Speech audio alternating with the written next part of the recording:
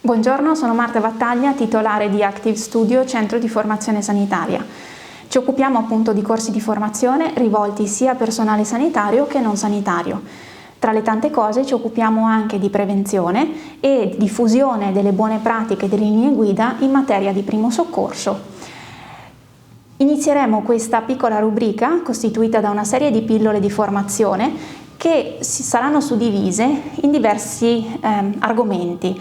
Uno dei primi argomenti che sarà trattato riguarderà appunto le principali patologie in ambito pediatrico, rivolte in particolare ai più piccolini, ovvero ai lattanti, della fascia di età 0-1 anno.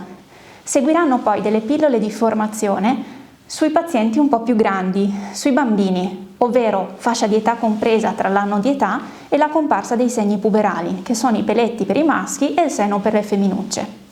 Da ultimo vedremo inoltre delle buone pratiche e delle linee guida per alcune patologie su paziente adulto, quindi dalla comparsa dei segni puberali in poi.